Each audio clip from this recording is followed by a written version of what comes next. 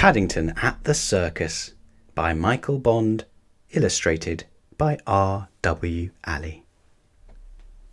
One morning, Paddington was doing his shopping in the market when he saw a very tall man with a pointed hat and baggy trousers. The man was putting up a poster, and he was so tall he didn't even need a ladder to reach the top of the billboard.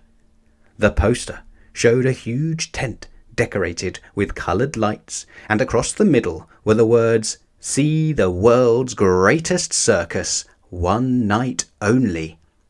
Paddington rubbed his eyes several times in order to make sure he wasn't dreaming. Paddington hurried back home to tell the others what he had seen. "The world's greatest circus," repeated Jonathan, giving his sister a wink. "Are you sure?" "It's for one night only," exclaimed Paddington. "Don't worry," said Judy. "You won't miss it." "Dad's got tickets for the front row," added Jonathan. "Mrs. Bird's coming too." Paddington had never been to a circus before, and he was very excited at the thought. "I hope it gets dark early," he said. "Then we can see the lights." Paddington's wish came true. Seen from the outside, with all the coloured lights twinkling against the night sky, the circus really did have a magical air. "Hurry, hurry! Have your tickets ready!" called a voice. "The show's about to begin." "It's the man I saw this morning," whispered Paddington. "The very tall one I was telling you about." "That's one of the clowns," said Judy. "He isn't really that tall," began Jonathan. But Paddington couldn't wait. He could hear a band playing, and he was already hurrying on ahead. But if the outside of the tent had seemed exciting, it was nothing compared to the inside. There was a lovely smell of sawdust, and in amongst the jugglers and the acrobats there was even a girl selling ice cream. Mr. Brown pointed to a man in the middle of the ring. He was wearing a top hat. "That's the ringmaster," he explained. "He's in charge of everything. I expect you could keep a lot of marmalade sandwiches under a hat like that," said Paddington enviously. "I think I would like to be a ringmaster one day." "Watch out!" cried Jonathan, as the clown leaned over to shake Paddington's paw. Paddington jumped up in alarm, but he wasn't quick enough. Before he had time to escape, the bucket had fallen off the end of the pole. Luckily it was tied on with string, and it was empty, so Paddington didn't get wet. "Clowns are full of tricks," said Judy. "I'm glad I was wearing my duffel coat all the same," said Paddington. "Someone might have put water in the bucket by mistake." "I'm told ice cream is very good for young bears if they've had a shock," said Mr. Brown. He ordered 6 large cones. Then they all sat back to enjoy the show. "I feel better already, Mr. Brown," said Paddington gratefully. Paddington had hardly started on his ice cream when he had yet another shock. Glancing up towards the roof of the tent, he saw a man hanging from a rope. Jonathan looked at his programme. "That must be one of the popular prices," he said. "They're trapeze artists." "Don't worry," called Paddington. "I'm coming. Bears are good at climbing."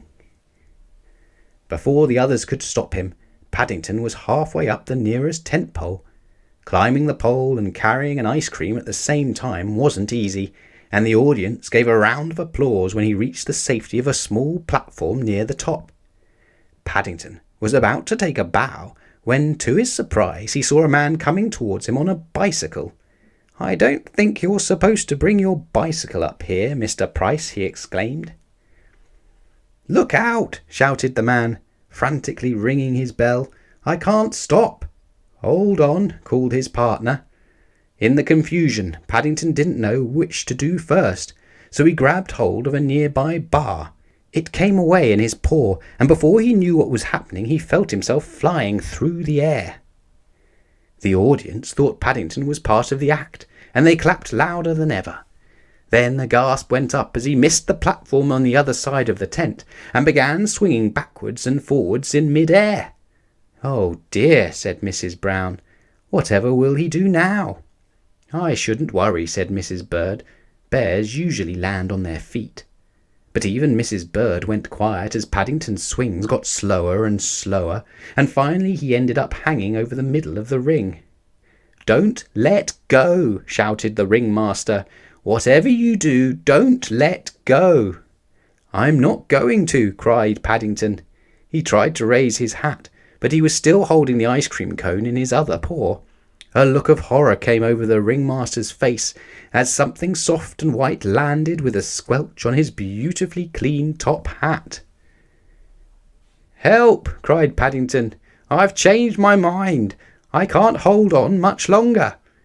Everybody in the audience began making suggestions, but in the end it was the clown who came to the rescue. Balancing his bucket on the end of the pole, he stretched up as high as he could so that Paddington could climb into it.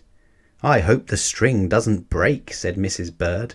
"That bear had a very large lunch." "If the clown stretches any more," said Judy, "his trousers will fall down."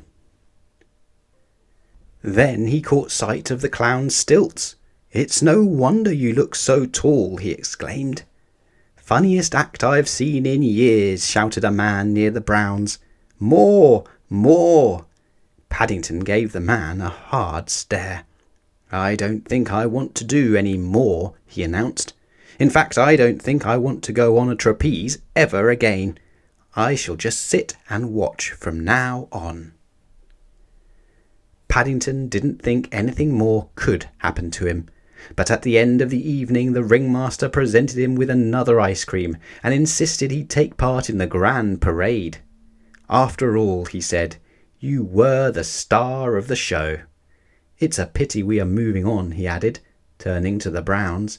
"It isn't every evening we have a daring young bear on the flying trapeze." "If you ask me," said Mrs. Bird wisely, "it's a good thing you don't. Otherwise there's no knowing where you would end up." Later that evening, when the Browns said good night to Paddington, they found him standing on the box seat by his bedroom window. He had a faraway look in his eyes. "I was taking a last look at the circus before it goes on its way," he explained. "Do you still want to be a ringmaster one day?" asked Judy. Paddington climbed into bed and tested his sheets carefully to make sure he was safely tucked in before answering. Then he lay back. "I think perhaps I would sooner be a clown," he said dreamily. "It must be nice to be so tall. You can always see what's going on in the world without having to stand on anything."